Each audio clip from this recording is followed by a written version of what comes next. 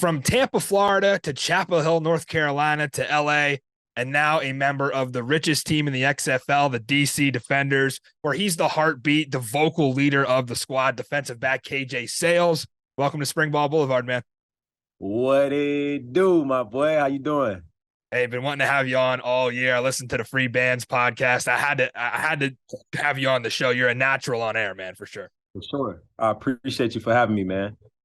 So right off the top, number one, how's the ankle feeling? And tell us a little bit about your big plans this weekend.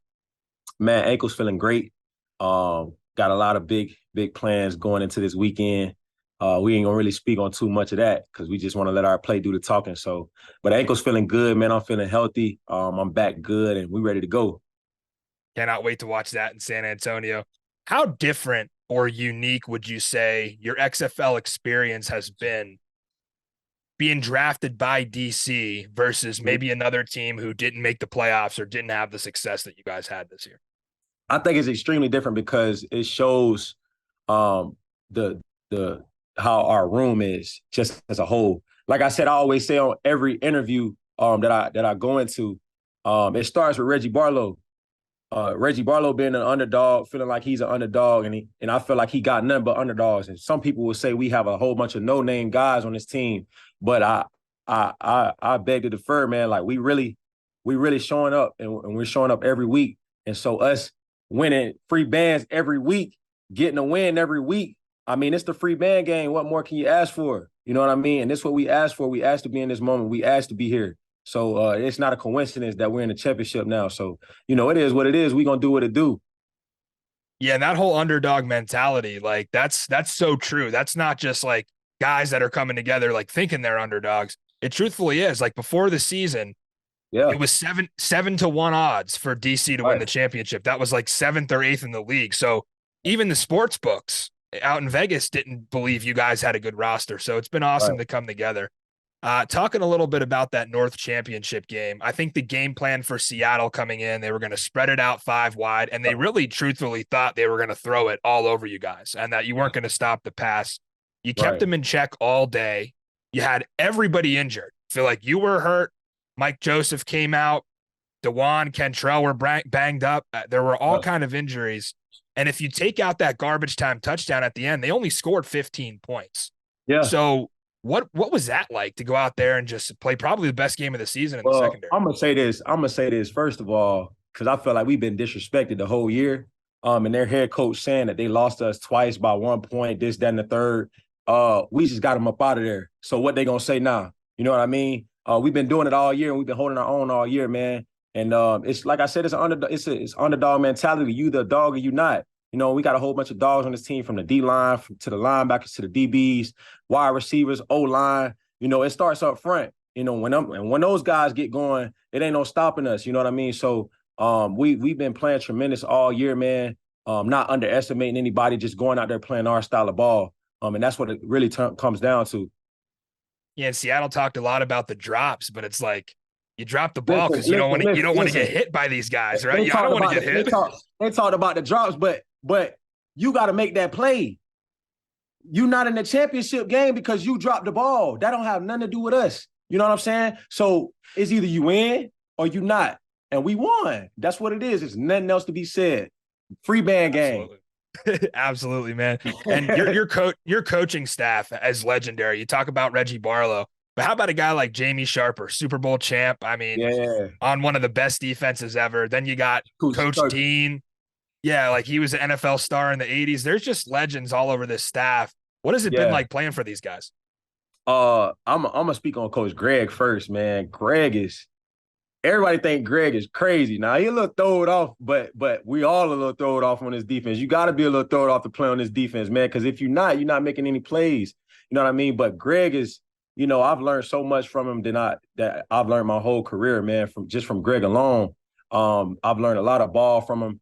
I've learned concepts. I've learned, you know, like what he thinks, and he's one of the best defensive coordinators, you know, that I've ever had the chance to play for. And it shows why he was in the league for a long, long time. And, you know, playing for him, you know, you got to be 100% practice every day. And that's part of the reason why we are where we are, because of discipline. You know, you got to be a disciplined guy playing for Greg Williams.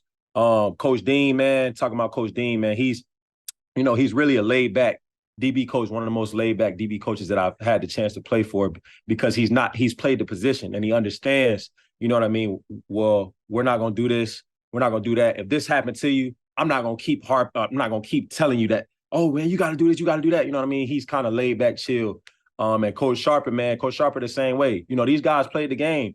They played the game, they coached the game, so they kind of understand what it is. Yeah, it's been great all the way from your deep PP Von Hutchins all the way up to Coach Barlow. I know we Yeah. talked about in our interview with Coach Barlow how back in 1999, Greg Williams was a defensive coordinator for the Titans and Reggie Yeah. Barlow was a kick returner, which you are Yep. for the Jaguars. And they played like he had to scheme against Reggie. It's so cool to see all these different guys from different backgrounds come together. And then you Thanks. look at the roster, and it's just been all players from across the country. Obviously, you being from Florida, players Yeah. being from coast to coast. So it's been really cool to see. Let's scout Arlington a little bit. What do you think you guys can do better than week 9, where they kind of came back a little bit in the fourth quarter and, Yeah. and gave a little scare? What can you do better this time around? Oh, we got to tackle, man. I think they do a good job of eye candy things. Their offensive coordinator is a great offensive coordinator, playing with your eyes. You know what I mean? And I think that they have some good receivers, man. And we got a real test this week to test our abilities. So I think that they have a good run game, of course, to get going. Once their run game gets going, then everything else opens up. You know, they're kind of like our offense in a sense. You know, once their run game gets open, then their pass games opens up. So we really gotta, be sound in our gaps. You know what I mean? Sound in the back end, communicating. And it's really all about communication for us in the back end. And I think we'll be all right. One of the deepest secondaries in the league. Like you said, you guys not Definitely. getting enough respect from a statistical standpoint, playing in a Definitely. division, right, where everybody's running this kind of offense. Yeah. Everybody is trying to come out in 5 wide and throw it on you guys. Oh yeah. Not many teams try to run on the Oh yeah. DC defenders. So it's really been on you guys all season. Yeah, for sure, man. And I'm gonna just say this too. I don't know who voted, as far as the XFL team and all that's down in the third. But we had some linebackers that should have been on there. Yeah. I feel like Michael Joseph should have definitely won Defensive Player of the Year. In my own personal opinion. We had a lot of guys that should have been up for that, in my own personal opinion. But shout out to the guys that were on there. Shout out to the guys that we did have that won. Shout out to Tamu, man. But we got a lot of guys here, man, that could play. And we're gonna show up. We're gonna show up Saturday for sure. You're gonna see. Yeah, you talk about a guy like Francis Bernard, right? He gets suspended for 2 games. I thought that was crazy. And he missed 2 games of this opportunity. 8 games played, still almost leads the league in And he's TFLs a and great solo leader. tackles. Yeah, for real, So it great goes to leader, man. show, yeah, it goes Yep. to show the fire you guys play with. And I always thought watching this team, it just seems like other teams that are coming in, you guys get in their head a little bit. Yeah. And it just seems like, remember that Seattle game, all the penalties that they were committing over and over and over again, just the mental mistakes. Back to the Houston game on Monday night, they start snowballing and all these penalties started happening. And it just seems like you guys have a way, man, you Yeah. and Reggie and all these guys to just get in their head and they start second guessing themselves. So it'll be interesting to see if Arlington can keep their composure. It's going to be tough playing I against think they a really will. good squad. Yeah, I think they will. They got a good coach and a good squad, man. So we're gonna be the ones that really have to, be on our game when we play them, man. I think they got a good team and a good squad. So we got to come ready to play. Well, KJ, you always talk about meeting the Rock. I'm hearing he's going to be there in San Oh yeah. Antonio Saturday night. You know Yeah, it's yeah. XFL title game now, baby. Oh man, listen. That's a dream of mine, man. The guys mess with me about that. The dream of mine is to meet The Rock, man. Hopefully, I get a little tryout with the WWE, get my body right a little bit after the season, and get this thing rolling, man. But I'm trying to get something going pregame, so we'll see what we can whip up for sure.